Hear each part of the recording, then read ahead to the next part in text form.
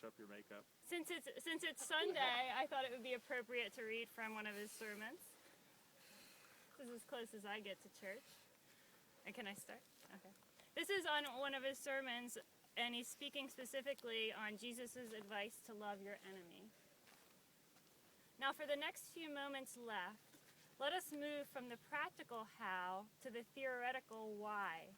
It's not only necessary to know how to go about loving your enemies, but also to go down into the question of why we should love our enemies.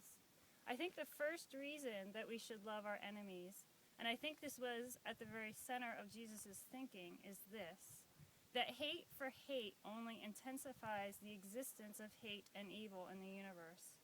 If I hit you and you hit me and I hit you back and you hit me back and go on, you see, that goes on ad infinitum, tapping on the pulpit. It just never ends. Somewhere somebody must have a little sense, and that's the strong person.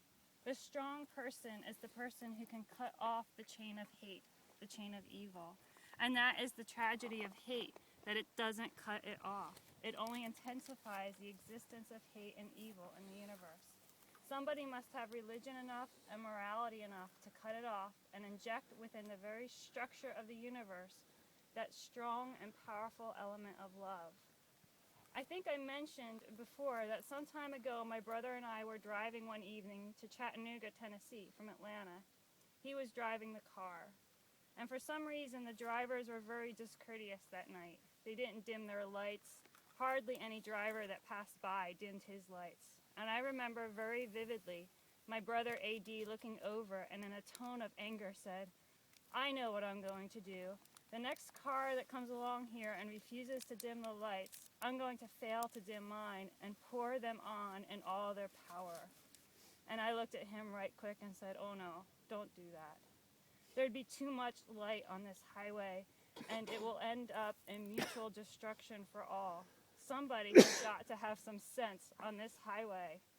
Somebody must have sense enough to dim the lights, and that is the trouble, isn't it? That as all the civilizations of the world move up the highway of history, so many civilizations, having looked at other civilizations that refused to dim the lights, and they decided to refuse to dim theirs. And Toynbee tells that out of the 22 civilizations that have risen up, all but about 7 have found themselves in the junk heap of destruction. It is because civilizations fail to have sense enough to dim the lights. And if somebody doesn't have sense enough to turn on the dim and beautiful and powerful lights of love in this world, the whole of our civilization will be plunged into the abyss of destruction. And we will all end up destroyed because nobody had any sense on the highway of history. Somewhere somebody must have some sense. Men must see that force begets force, hate begets hate, toughness begets toughness, and is all a descending spiral, ultimately ending in destruction for all and everyone. Someone must have sense enough and morality enough to cut off the chain of hate and the chain of evil in the universe, and you do that by love. The end.